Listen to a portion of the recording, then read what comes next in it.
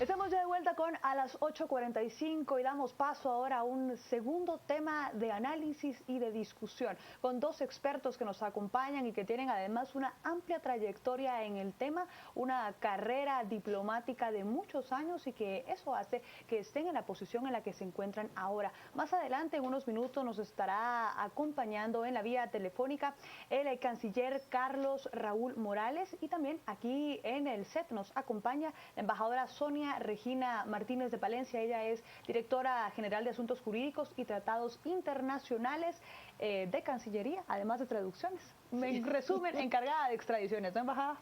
Pues efectivamente la dirección que yo dirijo es la coordinadora en el Ministerio de Relaciones Exteriores de lo que le toca al ministerio en el proceso. Mariana. Embajadora, bienvenida. Muchas gracias. ¿Nos podría comentar brevemente qué ha sucedido en las últimas 48 horas en relación a esa solicitud de aprehensión del señor Eric Archila? Con mucho gusto, claro que sí. Yo quisiera hacer como un antecedente que en los casos de extradición pueden suceder dos situaciones. Como una medida de emergencia se usa la solicitud de detención provisional que está desprovista de mucha formalidad, no como la solicitud formal. Y eso fue lo que la Cancillería recibió el día de ayer, la solicitud proveniente de la Corte Suprema de Justicia, en donde se le solicitaba a la Cancillería que nosotros, por medio de los conductos diplomáticos, presentáramos la solicitud de detención provisional del señor Archila. Ahora, embajadora, ¿qué es lo que queda después de que ya se haya iniciado con esta solicitud? Que primero hay que hacer una diferenciación, porque algunos piensan que se ha iniciado ya con el trámite de extradición, pero al final es un proceso completamente diferente. ¿Cuál es la diferencia y por qué se opta por esta figura? Pues como lo había dicho anteriormente, es como una medida de emergencia que está desprovista de mucha formalidad porque no es obligatorio presentar adjunto todo el expediente con pruebas que pudieran decir que hay indicios suficientes de la culpabilidad del solicitado. Y lo que se pretende con esto es la detención de la persona. Es decir, que el gobierno estadounidense pide que uno compruebe como gobierno guatemalteco. Eso viene después, o sea, ahorita es la detención. Una vez que la persona está detenida, entonces sí le avisan al gobierno de Guatemala que esa persona está detenida y en ese momento nosotros tendríamos que pedir la formal solicitud de extradición. Hay más o menos un plazo, eso depende de qué convenio sea, como de 40 días para que el Estado solicitante formalice la solicitud de extradición. Pero para eso tienen que esperar que la persona sea detenida. Exactamente, que sea detenida en función de la solicitud de detención que ha hecho Guatemala, porque él podría estar detenido por otro motivo. Pero tiene que ser detenido en función de la solicitud de detención provisional con miras a presentar oportunamente la solicitud formal de extradición. Tenemos ya en la línea telefónica al canciller guatemalteco Carlos Raúl Morales, a quien le agradezco por tomar esta llamada telefónica y aprovecho para preguntarle, a raíz de lo que ha compartido ya con nosotros la embajadora, comentaba sobre que se pueden considerar diferentes convenios para proceder con la extradición. En su experiencia y con otros casos ya contemplados de estas mismas solicitudes de parte del gobierno de Guatemala, ¿qué convenio se podría contemplar para iniciar con esta solicitud, ministro? Buenas noches, un gusto estar con ustedes y muchas gracias por la llamada. Mil disculpas por no estar presente en el set, pero me era completamente imposible. Vean, Guatemala, para poder hacer efectiva una extradición, sea esta activa o sea esta pasiva, dependiendo de quién la solicita, es necesario cumplir con el presupuesto de contar con un convenio, sea de carácter bilateral o multilateral, que nos permita, pues obviamente, poder hacer efectiva una extradición. En este caso, déjeme comentarle que Guatemala tiene algunos convenios bilaterales, por supuesto uno con ellos, con Estados Unidos, mas sin embargo, yo diría que de los convenios más importantes son los multilaterales que nos permiten poder hacer efectiva esta figura jurídica con más países. Uno de ellos, por ejemplo, es el que tenemos en el hemisferio occidental, en el hemisferio americano. Esto nos permite pues poder utilizar esta figura para pedir extradiciones a distintos países de nuestro continente. Es necesario promover la firma de estos convenios. El mundo está tan globalizado, tan multilateralizado, la gente hoy viaja con más facilidad pues que obviamente hace 20, 30, 40 años, que es necesario que los países y que el sistema multilateral construya este tipo de convenios que le permita a la justicia pues llegar a la mayor parte de países del mundo en el caso de personas que delinquen, que huyen a otras partes del mundo. Señor Canciller, muy buenas noches. El estado actual del caso del señor Eric Archila, ¿cómo lo ve usted? ¿Qué es lo que está en este momento sucediendo? Mucho gusto, encantado, un placer saludarlo. Vea, en el caso actual, nosotros hemos explicado que el rol del Ministerio de Relaciones Exteriores básicamente es constituirse en un medio para poder ya sea solicitar la extradición cuando se trata de la extradición activa o para poder recibir la extradición, la solicitud cuando se trata de la extradición pasiva. La activa, como explicó la embajadora Martínez de Palencia, es cuando Guatemala la solicita, y la pasiva es cuando se le solicita a Guatemala. En este caso, pues obviamente el Ministerio Público no había podido solicitar la extradición porque no conocía en qué país se encontraba, en este caso, la persona, el señor Archila. A partir del momento en que se conoce, pues ya el MP le solicita al juez de la causa solicitar la extradición, en este caso la orden de captura provisional con miras a una extradición. El juez de la causa lo considera apropiado y se lo solicita así a la Corte Suprema de Justicia, y la Corte Suprema de Justicia nos lo solicita a nosotros para que por el conducto diplomático pues sea solicitado en este caso al gobierno de Estados Unidos. Nosotros recibimos el día de ayer a la 1 de la tarde esta solicitud, y de inmediato nuestra embajada en Washington la entregó al Departamento de Estado. Lo que viene ahora pues es esperar que el Departamento de Estado lo traslade al Departamento de Justicia y que las autoridades estadounidenses pues puedan determinar, esperamos en el corto plazo, poder acceder a esta extradición y poder obviamente traer a Guatemala al señor Archila para que sea obviamente juzgado en los tribunales guatemaltecos por los delitos que se les indican.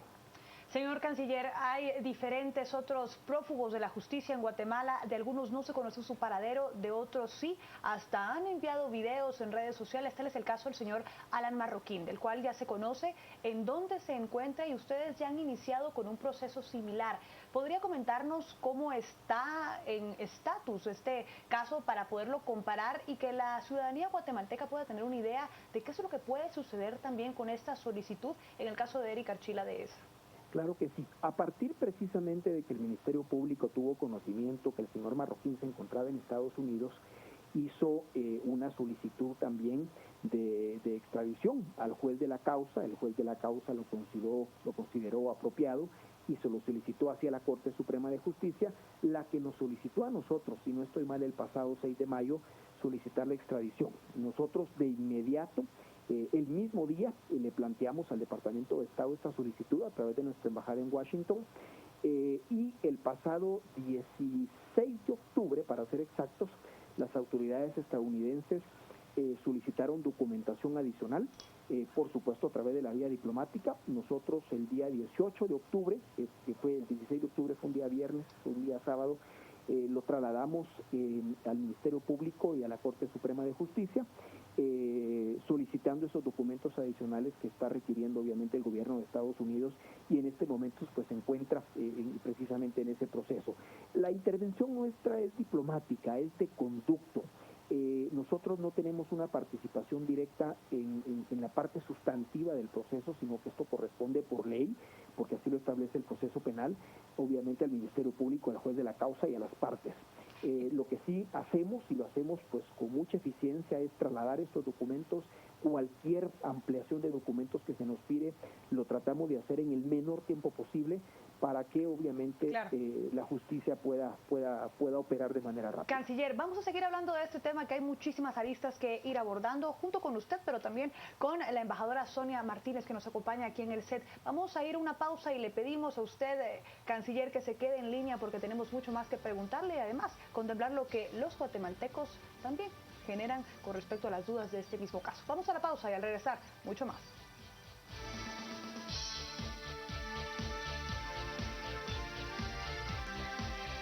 Estamos ya de vuelta vuelta con A las 8:45 con esta intensa discusión sobre el curso que debe tomar la solicitud de extradición en contra de Eric Archila Dehesa. Pero hay muchos comentarios ya en nuestras redes sociales. Marjorie Fonan, cuéntanos cuáles son algunos de ellos.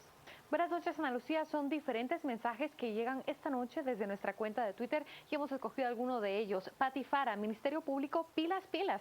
Y Silvana Mora dice, y Alan Marroquín y compañía, ¿para cuándo? Estos han sido algunos de esos mensajes que llegan con el hashtag de la noche 8:45. Excelente, gracias Marjorie. Estamos contigo más adelante en A las 10 p.m., pero seguimos hablando de esta orden de detención con fines de extradición, Mariano. Sí, muchas gracias, embajadora. Ya nos explicó cómo está el estado del caso de Eric Archila, ya nos explicaron el señor canciller el caso de Alan Marroquín. ¿Hay otros casos que ustedes ya tramitaron y que están en una situación similar? Está también la solicitud de detención provisional del señor de nacionalidad española, el señor Pérez Maura, que esa fue una solicitud enviada a España. ¿Cuándo? Más o menos un par de meses. Y está en la misma situación, ya España la conoce y estamos en espera de que España responda sobre si va a otorgar o no, si lo van a detener. ¿Verdad? Porque todavía no han llevado a cabo esa detención. ¿Qué otro caso tienen? Ahorita solo son estos tres casos que tenemos en concreto, sí. Una pregunta recurrente en redes sociales que nos llegan utilizando la etiqueta de las 8:45 y también en nuestras cuentas personales es conocer un periodo de tiempo que pudiera decirse que va a llevar esta orden de detención con fines a extradición y además, finalmente, el proceso de extradición. ¿Cuánto podría durar eso? ¿En cuánto tiempo podríamos decir que Eric Archila está de vuelta en Guatemala? ¿Qué puede decir la ley y qué es la experiencia real? Bueno, claro. En realidad, como eso depende de la ley local del estado requerido. Por ejemplo, en Estados Unidos tengo entendido que una vez detenida a la persona, pues se le da una audiencia para que en esa audiencia él se declare culpable o inocente, y de eso depende mucho, porque si la persona acepta el cargo que se le hace en ese sentido, entonces ya la extradición pues va mucho más fácil, pero si la persona no acepta, entonces viene un juicio, ¿verdad? Un procedimiento.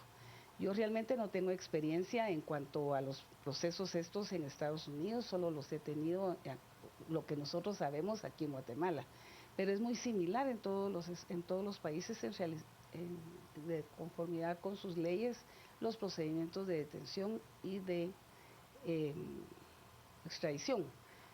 Existe la figura del allanamiento, por ejemplo, que es el que yo le decía, si la persona se allana a la solicitud, por ponerle un caso, en el caso de México, que tenemos también con ellos un tratado de extradición, en forma inmediata ellos comienzan a hacer todos los trámites para ponerlo en el avión y traerlo a Guatemala. Tenemos todavía al canciller en línea. Señor canciller, ¿nos escucha?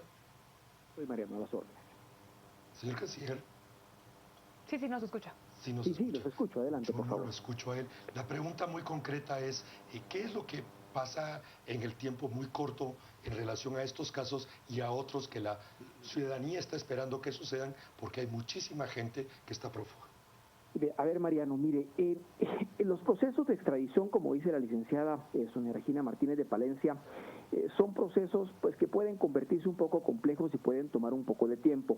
En este caso, recordemos que es una facultad del Estado requerido, en este caso Estados Unidos, el poder otorgar o no la extradición. Ellos, por supuesto, van a valorar una serie de cuestiones jurídicas, una serie de figuras jurídicas, y en ese sentido yo quiero decirle dos cosas que lo decía hace un par de días a otro medio de comunicación.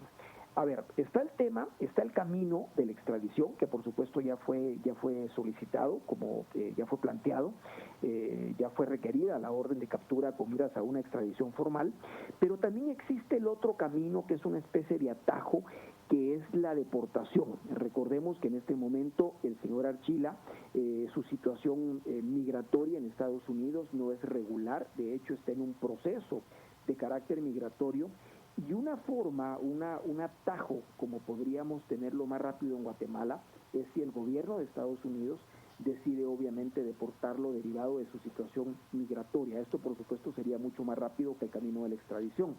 Y en ese sentido, pues en menor tiempo podría estar de vuelta.